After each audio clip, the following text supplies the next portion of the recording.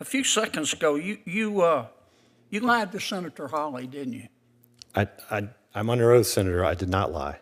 Now, in this case, United States v. Von Rico Weber, you lied to the defense counsel.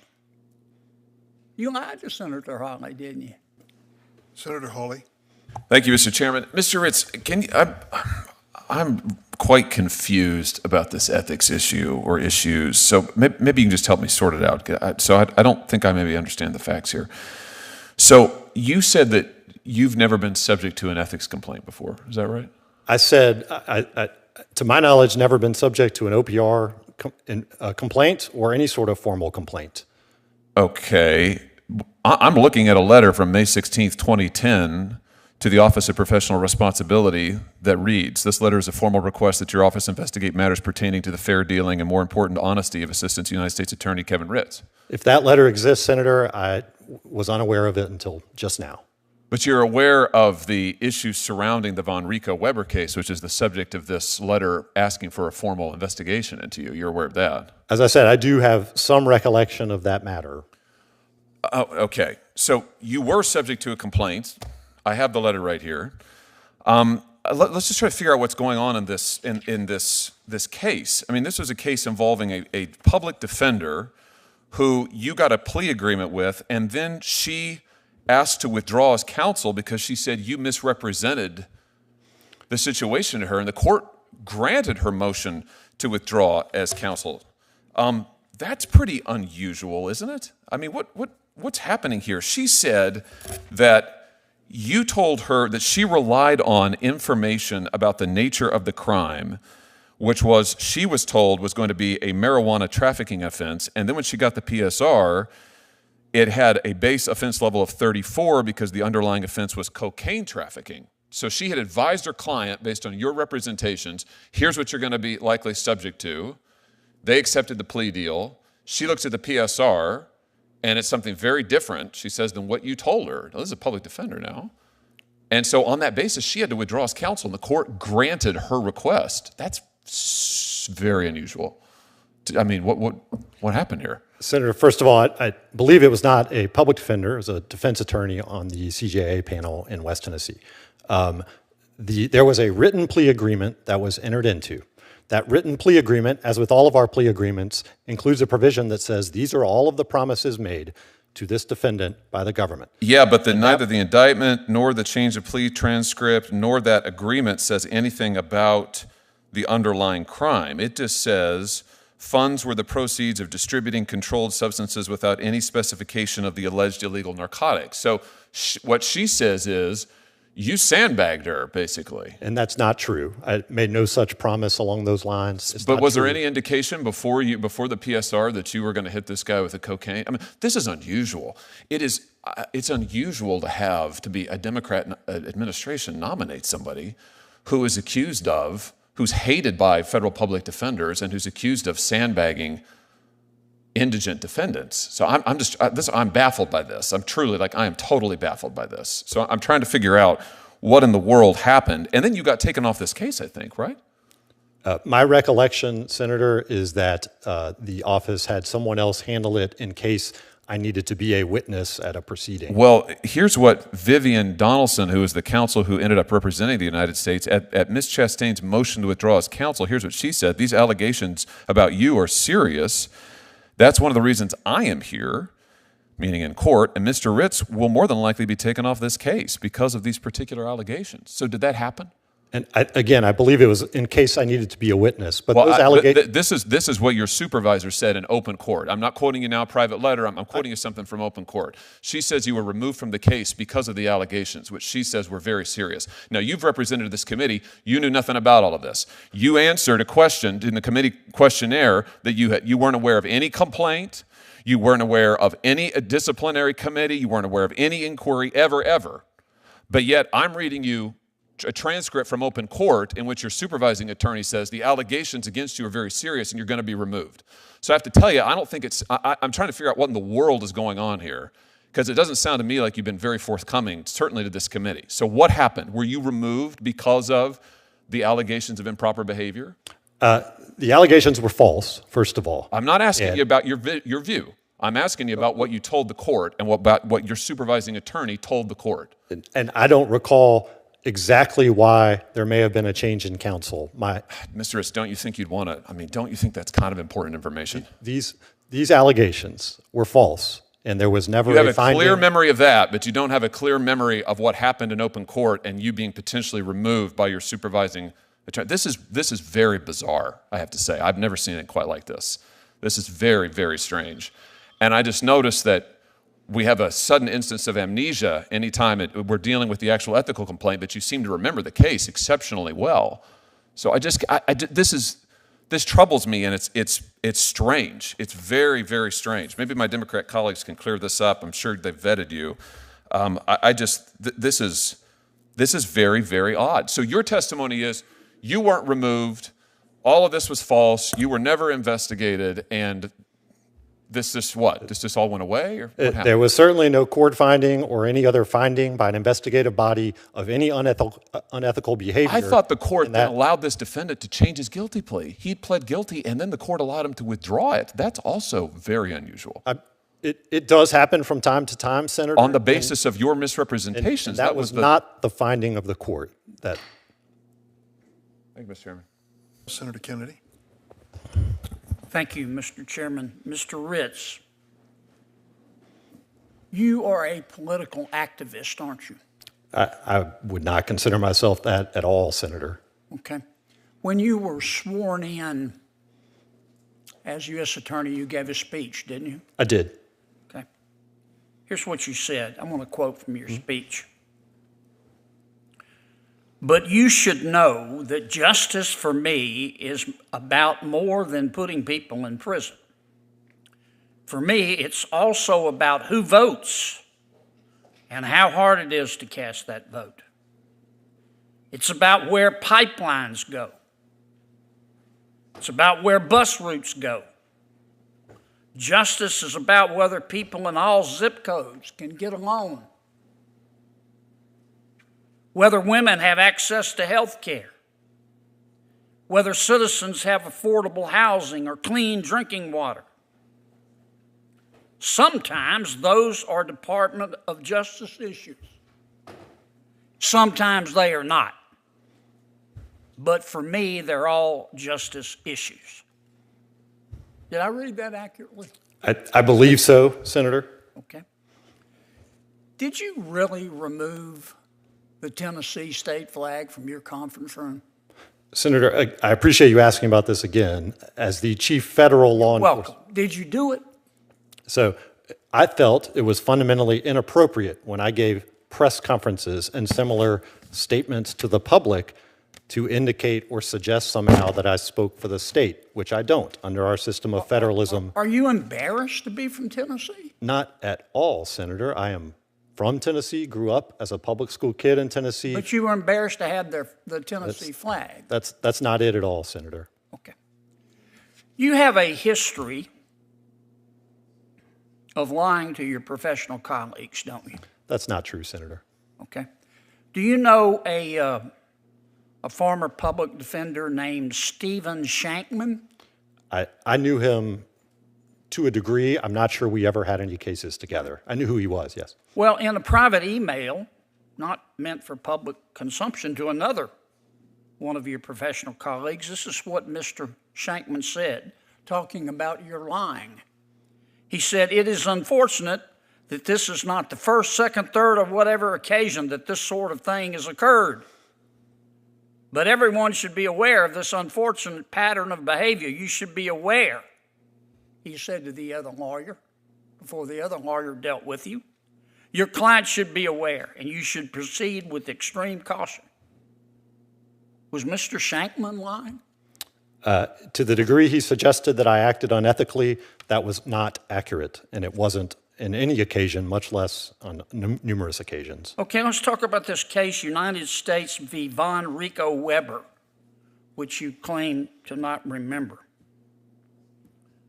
But before I do that, a few seconds ago, you lied to Senator Hawley, didn't you?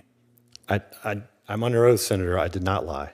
You said you have no knowledge of any complaint, professional complaint made against you, didn't you? I said, I have no knowledge of any sort of formal complaint, and he read from a letter that I don't believe I ever saw. And you were shocked. You If never heard of that before. if there were a formal complaint, that, as I said, I had not known about that. Okay. You were amazed. I don't recall any of that. Any- I recall this Mr. You Weber's have case. amnesia about it. Again, I am unaware of any formal complaint or investigation. Certainly was not, You believe in the Tooth Fairy? Senator, I don't. You believe in the Easter Bunny? Now, in this case, United States v. Von Rico Weber, you lied to the defense counsel. And the defense counsel then had to go before the court and withdraw a plea for his counsel. And a complaint was filed, about which you apparently have amnesia. And the Justice Department replaced you. And the lawyer from the Justice Department who replaced you, this is what the lawyer said. The new attorney said about you. Said these allegations against Mr. Ritz are, quote, serious. And it is taken so seriously, referring to the Department of Justice, by our office. That is one of the reasons I'm here, and Mr. Ritz will be more than likely be taken off this case because of those allegations. End quote. You lied to Senator Hawley, didn't you? I didn't lie to the defense counsel in that case. I didn't lie today, Senator. Now, my good friend Senator Ossoff asked you if you'd follow the law. And you said, yeah. But if you're lying to us today, we're stuck with you, aren't we?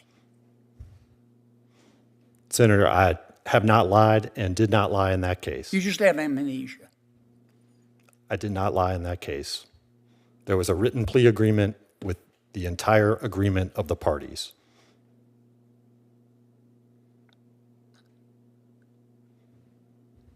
If you believe that, you believe Elvis is alive and running a small bait stand on Lake Erie.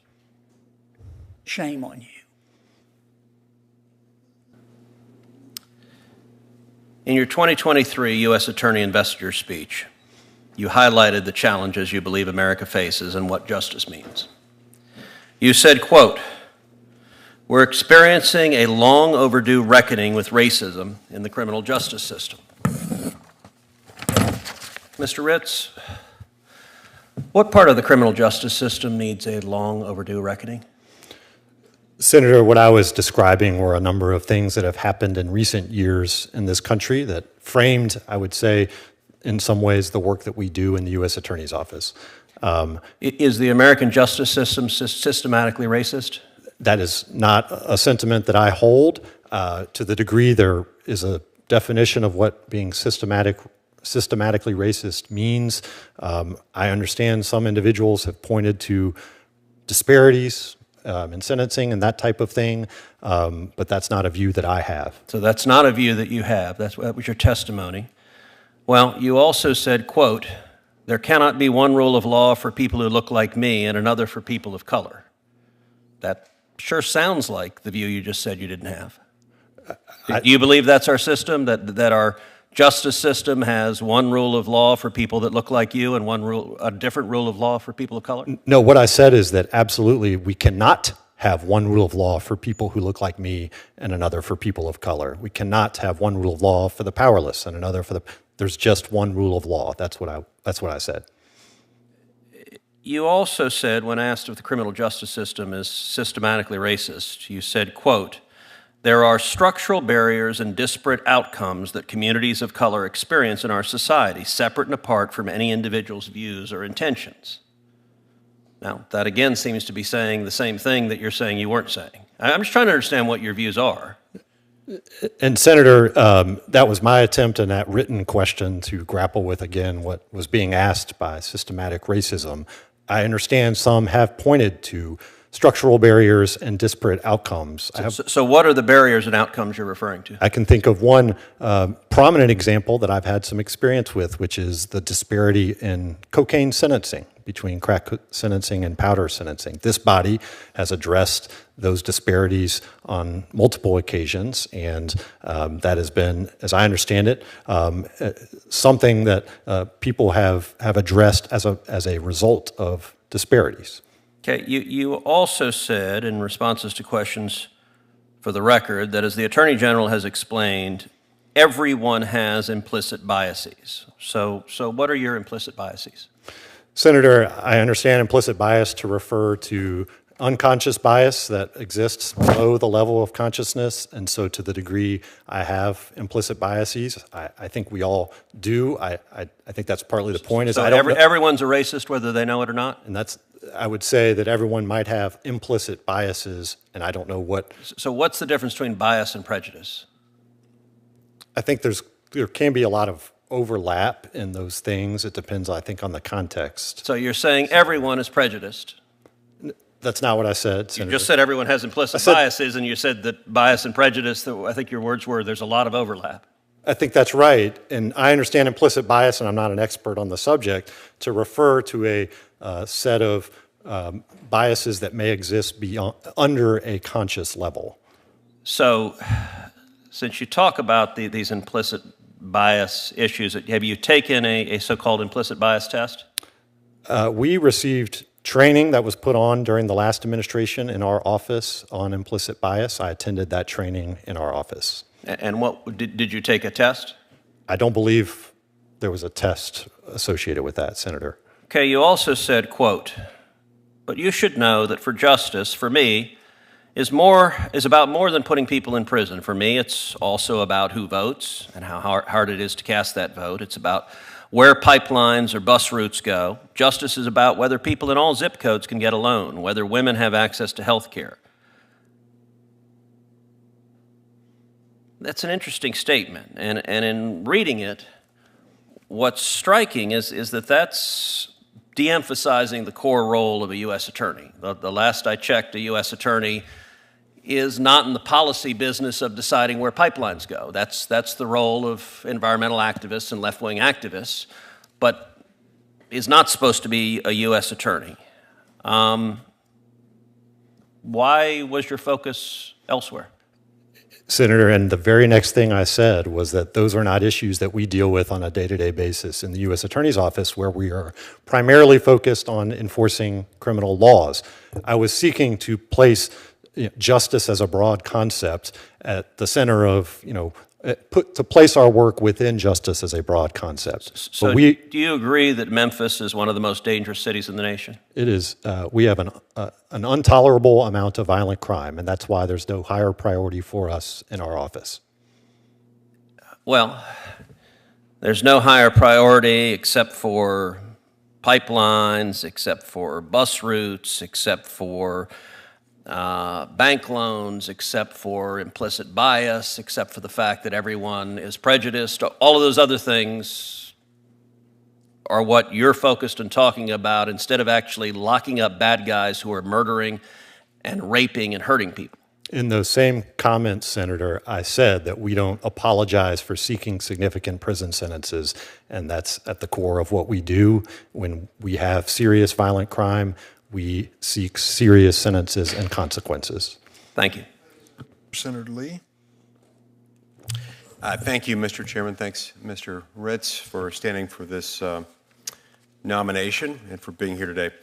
Now, it's my understanding that you were subject to an ethics investigation by OPR. Is that right? Never in my career. Never.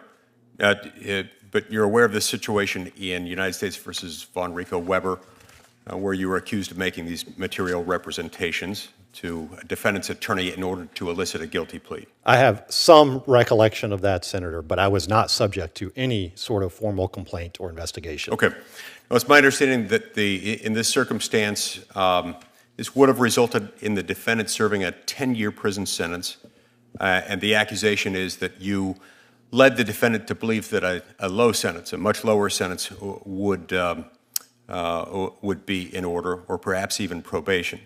I just want to read to you the letter, the email that we received from the concerned defense attorney, shining light on the incident. The person writing this email is recounting a conversation with the defense attorney in which you allegedly misled the defense attorney and the defendant. After the defense attorney explains it, here's how he explains it. At this point, I stopped the conversation and said, "Was the AUSA Kevin Ritz?" The answer was yes. It is unfortunate that this is not the first, second, third, or whatever occasion that this sort of thing has occurred, but everyone should be aware of this unfortunate pattern of behavior. You should be aware, your clients should be aware, and you should proceed with extreme caution. It is a sad commentary. This is a concerning allegation, of course. Now, I assume that you would agree, certainly, that misleading a criminal defense counsel as to the nature of the charges against the defendant and the likely sentence that might result from a guilty plea, that would violate a federal prosecutor's ethical responsibilities. Yes, and I did not do that in that case, Senator. Now, my understanding is that a complaint was made against you with the Department of Justice Office of Professional Responsibility and that an investigation ensued. At what point did you become aware of that investigation? Again, Senator, to my knowledge, there was never an OPR investigation or a complaint for that matter. Okay, so you're not aware of anything like that? That's correct. Does the information you just heard, the accusation, does that reflect your pattern of behavior as a prosecutor? Absolutely not.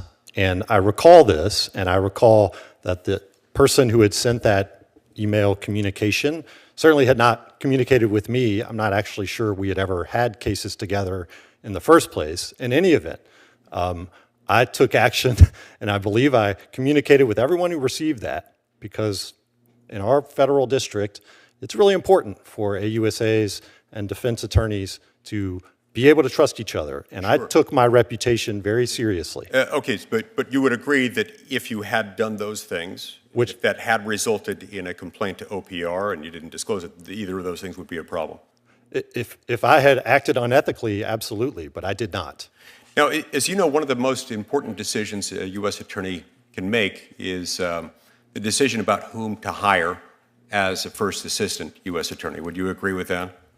Yes. It's a pretty important thing. It's why I find it disturbing that you chose to hire Ms. Reagan Taylor Fondren to serve as your first assistant, despite the 2 disciplinary investigations that she was under for serious accusations relating to ethics violations.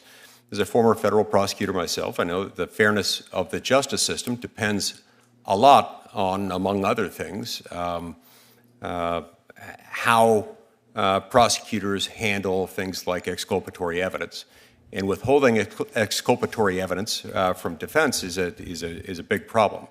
Ever since Brady versus Maryland was decided in 1963, every prosecutor knows that there is an obligation to disclose these things. Now, when you chose Ms. Taylor Fondren to be your first assistant, were you aware of the 2 ongoing investigations of her alleged prosecutorial misconduct related to failure to disclose exculpatory evidence?